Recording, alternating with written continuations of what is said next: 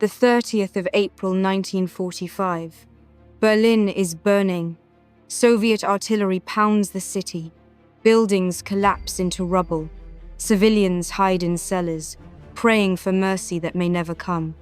In the Führerbunker, Adolf Hitler has just taken his own life. The Third Reich, which promised to last 1,000 years, is dying after only 12. But while the world watches the fall of Nazi Germany, another battle is raging in the shadows. A battle for treasure, for gold, for secrets. In Berlin's final hours, billions in Nazi wealth disappeared. Truckloads of gold vanished into the night. Documents that could expose war criminals were burned or sold to the highest bidder. And the German elite aristocrats, industrialists, Nazi officials escaped with fortunes while their countrymen died in the streets. This is the story of Berlin's last day. Not the battle you know from history books. The secret war for wealth, power, and survival. On the 16th of April 1945, the final Soviet offensive began. Marshal Georgy Zhukov's forces attacked from the east. Marshal Ivan Konev's armies pushed from the south. Together, nearly 2.5 million Soviet soldiers, 6,250 tanks, and 7,500 aircraft descended on Berlin. Defending the city were perhaps 45,000 German soldiers, many of them old men and boys, from the Volkssturm, the Nazi People's Militia. They were poorly trained, poorly equipped, and hopelessly outnumbered. But Hitler had ordered Berlin defended to the last man. The battle was apocalyptic. Soviet artillery fired over 1.8 million shells into Berlin in the first days of the assault. Entire neighborhoods disappeared in firestorms. The city's infrastructure collapsed, no water, no electricity, no gas. Civilians huddled in basements and subway tunnels, terrorized by the bombardment and the approaching Soviet forces. By April 25, Berlin was completely encircled. The Soviets had cut off all escape routes. The city was now a trap. A massive urban battlefield where every street, every building, every cellar became a potential killing ground. For Berlin's civilians, the siege meant horror beyond comprehension. Soviet soldiers, fueled by years of brutal warfare and Stalin's propaganda about German atrocities in the Soviet Union, took revenge on Berlin's population. Mass rape became systematic. Estimates suggest that Soviet forces raped between 100,000 and 2 million German women during the final weeks of the war. Age didn't matter. Victims ranged from young girls to elderly women. Food disappeared. Berliners scavenged for anything edible: rats, cats, even tree bark. Water came from polluted sources. Disease spread rapidly. Bodies piled up in the streets because there was no one left to bury them. And yet, in the midst of this hell, another drama was unfolding. While Berlin burned and its people suffered, Nazi officials, German industrialists, and aristocratic families were executing carefully planned escape operations. They weren't concerned with defending Germany. They were concerned with saving themselves and their fortunes. Because in Berlin's final days, billions in Nazi wealth was about to disappear. Nazi Germany had spent 12 years accumulating wealth on an industrial scale. From 1933 onward, the regime systematically looted Jewish property homes, businesses, bank accounts, jewelry, artwork. As Germany conquered Europe, the plunder expanded. Entire museums were emptied. National treasuries were seized. Gold reserves from occupied countries were transferred to Berlin. By 1945, the Nazi regime controlled one of the largest concentrations of stolen wealth in human history. Much of this treasure was stored in the Reichsbank, Germany's central bank in downtown Berlin. The vaults contained gold bars, foreign currency, precious stones, and artwork worth billions in today's currency. But as the war turned against Germany, Nazi officials began moving the treasure to safer locations. In early 1945, trainloads of gold and valuables were shipped out of Berlin to hiding places across Germany. Some went to salt mines in central Germany, like the famous Merkers mine, where American forces would later discover over 100 tons of gold bullion, currency from multiple nations, and stolen artwork, including pieces looted from Jewish families. But not everything was found. As Soviet forces closed in on Berlin in April 1945, a frantic final evacuation of the Reichsbank began. Trucks loaded with gold, currency, and documents left the city under cover of darkness. SS officers supervised the operation, using military vehicles and armed escorts to move the treasure through Soviet lines. Where did it go? Some was buried. In forests, in abandoned buildings, in hastily dug pits. Some was transported to Bavaria, where Nazi officials hoped to establish a final defensive Alpine fortress. Some disappeared entirely, allegedly taken by SS officers, who decided to keep it for themselves rather than surrender it to the collapsing regime. Martin Bormann, Hitler's personal secretary and one of the most powerful men in Nazi Germany, played a central role in these operations. Bormann had access to Hitler's personal finances and controlled vast resources. In Berlin's final days, he organized the evacuation of documents and valuables from the Reich Chancellery. After Hitler's suicide on April 30, Bormann attempted to escape Berlin. He was last seen trying to break through Soviet lines on the 2nd of May 1945. His fate remained a mystery for decades. Some believed he escaped to South America, others that he died in Berlin. His skeleton was finally discovered in 1972, confirming he died during the attempted escape. But what happened to the wealth he controlled? That question has never been fully answered. Historians estimate that billions of dollars worth of Nazi gold and valuables remain unaccounted for. Some was certainly looted by Soviet forces. Some was recovered by Allied troops. But much simply vanished, hidden so well that it has never been found. The hunt for Nazi gold continues to this day. Treasure hunters, historians, and governments still search for the missing billions. While Berlin's civilians died in their thousands, Germany's elite were executing carefully planned escapes. These weren't ordinary refugees fleeing a war zone. These were wealthy industrialists, aristocratic families, high-ranking Nazi officials, people with resources, connections, and advance warning. They had been preparing for this moment for months. Their strategy was simple: preserve their wealth and escape prosecution. German industrialists had profited enormously from the Nazi regime. Companies like IG Farben, Krupp, Thyssen, and Flick used slave labor from concentration camps, produced weapons for the Wehrmacht, and collaborated closely with Nazi leadership. By 1945, they faced potential prosecution for war crimes, but they also had leverage. The Allies needed German industrial capacity to rebuild Europe, and the industrialists knew it. So they began negotiating, offering cooperation in exchange for leniency. Meanwhile, they moved their wealth. Assets were transferred to neutral countries: Switzerland, Sweden, Spain. Money was hidden in foreign bank accounts under false names. Ownership of companies was restructured to obscure connections to Nazi collaboration. Some families took more direct action. They simply left.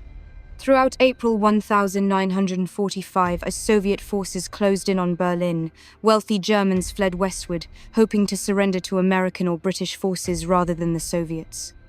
They used private vehicles, hired smugglers, and exploited their connections to secure exit papers. The most sophisticated escape network was the Rat Line's secret routes used to smuggle Nazi war criminals out of Europe after the war. These routes, often facilitated by sympathetic elements within the Catholic Church and aided by intelligence services, allowed thousands of Nazis to escape to South America, the Middle East, and elsewhere. Adolf Eichmann, architect of the Holocaust, escaped to Argentina via the Rat Lines. Josef Mengele, the angel of death of Auschwitz, fled to South America. Hundreds of others followed. But it wasn't just war criminals who escaped. Wealthy Germans, industrialists, bankers, aristocrats used similar routes to relocate their families and their fortunes. The result was a profound betrayal. While ordinary Germans suffered and died, the elite who had supported and profited from the Nazi regime saved themselves and their wealth. After the war, some faced justice. The Nuremberg trials prosecuted major war criminals. Some industrialists were convicted of using slave labor, but many escaped punishment entirely. By the 1950s, as Cold War tensions rose, the Western Allies prioritized rebuilding West Germany over prosecuting every Nazi collaborator. Families like the Quants, whose wartime businesses used concentration camp labor, retained their wealth and rebuilt their empires. Today, the Quant family controls major stakes in BMW and has a net worth exceeding $50 billion. The same pattern repeated across Germany. Industrialists who collaborated with Nazis became titans of the post-war economic miracle. Aristocratic families who supported Hitler retained their estates and social status. The elite survived. As Berlin fell, a desperate operation was underway: the destruction of evidence. Nazi officials knew that documents could condemn them. Personnel files showing SS membership, financial records proving theft of Jewish property, correspondence revealing participation in war crimes, orders signed by identifiable individuals. All of it had to be destroyed. Throughout April 1945, bonfires burned in government buildings across Berlin. Gestapo headquarters, SS offices, Wehrmacht command centers everywhere. Documents were being incinerated. But the sheer volume of paperwork made complete destruction impossible. The Nazi regime had been a bureaucracy of staggering complexity. Every action was documented, filed, and archived. Destroying 12 years of records in a matter of weeks was an impossible task.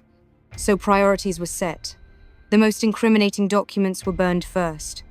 Personnel files that could identify war criminals, financial records showing stolen assets, orders directly linking officials to atrocities. Other documents were hidden, buried in sealed containers, transferred to secret locations. Some were even sold, traded to intelligence services or foreign governments in exchange for protection or escape assistance. This created a massive intelligence opportunity for the Allies. American, British, and Soviet intelligence services raced to capture Nazi documents before they could be destroyed. Teams of specialists followed advancing armies, securing government buildings and seizing archives. The most famous document capture was Operation Paperclip, the American program to recruit German scientists. But Paperclip wasn't just about scientists. It was about documents. The Americans wanted access to German research, technical specifications, intelligence files, anything that could provide a strategic advantage. The Soviets conducted similar operations on an even larger scale. They captured entire archives and transported them to Moscow, where they remained classified for decades. But some documents were never found.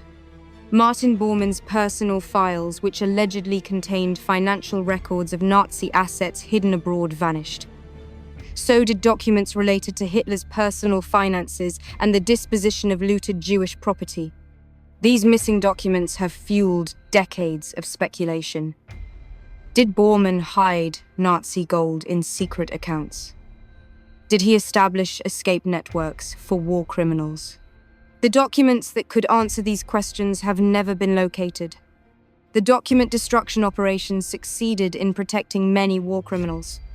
Without paper trails, prosecution became difficult. Witnesses could be dismissed as unreliable. Orders could be denied. Responsibility could be obscured. Justice was incomplete. And the elite escaped again when Soviet forces entered Berlin. They came as conquerors. And conquerors take spoils. Soviet looting of Berlin was systematic and brutal. Stalin had explicitly authorized his forces to take war trophies, a euphemism for organized plunder. Soviet trophy brigades were assigned to locate and confiscate valuables. They searched homes, businesses, government buildings, and cultural institutions. Anything of value was seized: gold, jewelry, Artwork, machinery, even entire factories were dismantled and shipped to the Soviet Union. The scale was enormous. Historians estimate that Soviet forces looted hundreds of thousands of artworks, vast quantities of gold and currency, and industrial equipment worth billions. But alongside the official looting, there was also individual plunder. Soviet soldiers, many of whom had endured years of brutal warfare and starvation, took whatever they could carry. Watches, clothing, food, alcohol, everything was fair game. For Berlin's civilians, this meant further suffering.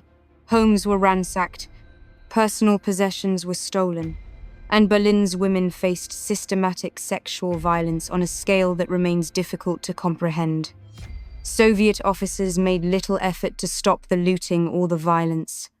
From Stalin's perspective, Germany had invaded the Soviet Union, caused over 25 million Soviet deaths, and destroyed vast regions. The Soviet people were entitled to revenge and compensation.